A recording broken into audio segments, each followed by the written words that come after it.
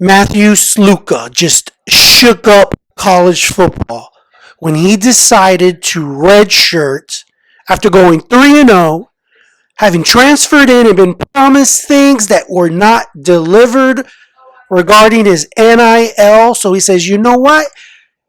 You're not going to pay me. I'm not going to play. I'm going to redshirt. He's going to play somewhere else next year and get paid. And I'm sure this time he wants a bigger down payment. He wants to see some money first. Now, what I don't understand is apparently, allegedly, he was offered $100,000 to come play, but this offer was made by a coach, and the coaches have no ability to pay.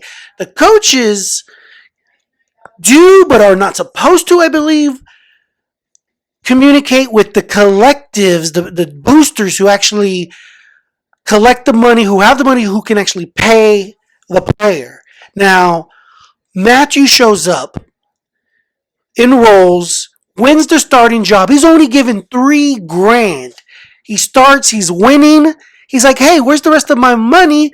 Comes to find out that the NIL collective never made that agreement. It was just the coach. This is all a little bit miscommunication.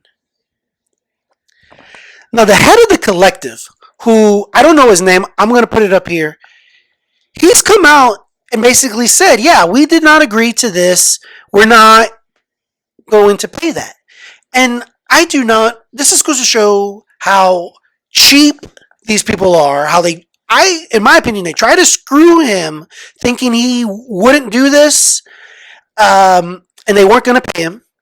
It also is a big blow to mid-major universities when it comes to NIL. Because if I'm Texas A&M, Georgia, Alabama, I'm telling any kid who might be persuaded over money to go to some mid-major like a UNLV, you tell them, listen, they can promise you the world. They can promise you $1,000,000. They don't have it.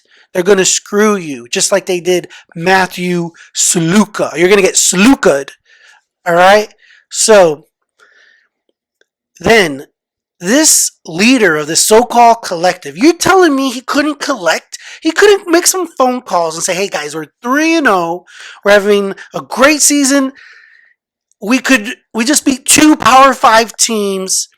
The next home game is probably going to be the most attended in years. The school's going to recoup all the money. They couldn't get together $97,000 to give this guy to keep him and have him stay. 100 grand? I did the math earlier. If next game, home game, they're playing a team at home, they're 4-0. If they get an extra 20,000 people show up to the game, that's 100 grand or more already there on that one game. Not to mention merchandise sales, and then other games. Okay? It was completely short-sighted, ridiculous that they did not pay this guy. And the only thing I can think of is that he called their bluff. They tried to strong-arm him, screw him out of his money. Because I cannot believe that they couldn't find the money to pay him. You're 3-0. Now the season is gone to crap because you were too cheap to come up with 97 grand between an entire college in Vegas. You're telling me there's not some alumni who went to UNLV who's made a crap ton of money who couldn't help? I mean, I don't know. I hope they lose. I'm going to watch the UNLV game this weekend, and maybe they'll be inspired. Watch. They'll mark my words. They're probably going to win. But they're not going to win as well or as many games if they had Matthew Sluka. They just would have paid a brother, give the man his money. Anyways, again, major point is that these collective types, many of them are the business type, made money, not always in the most, it's ruthless. And I don't put it past them to have tried to just not pay him.